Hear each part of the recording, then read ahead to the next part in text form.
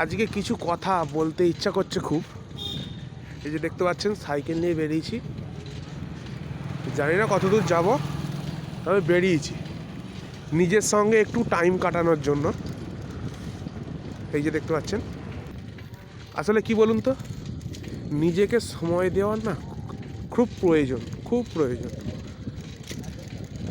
নিজেকে যদি টাইম না দিতে পারেন না, তাহলে জীবনে বহু সমস্যাই থেকে যায়। তার সমাধান খুব একটা তাড়াতাড়ি আসে না। সেই কারণেই নিজে থেকে কোথাও বেরিয়ে পড়ুন, সাইকেলে হোক, হেঁটে হোক, যেমন করে খুশি হোক। আর একটা কথা, সমস্যা মানুষের জীবনে আসবেই। সে যত ভালোভাবেই থাকুক না কেন, যত ভালোই রোজগার করুক না কেন, যত খুশিতেই থাকুক না কেন, সমস্যা মানুষের জীবনের সঙ্গে ওতপ্রোতভাবে জড়িত। তাই যখনই আপনারা সমস্যার সম্মুখীন হবেন,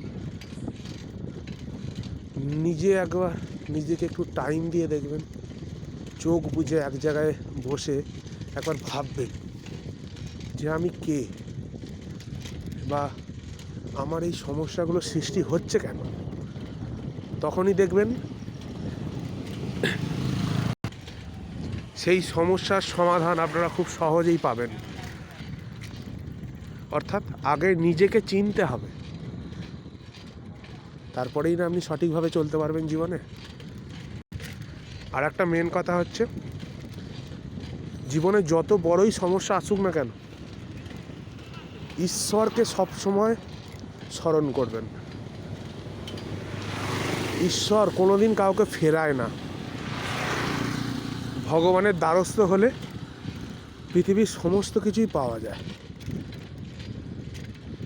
তাই ভগবানের নাম নিয়ে সবসময় চলবেন, দেখবেন জীবনে উন্নতি অনিবার্য।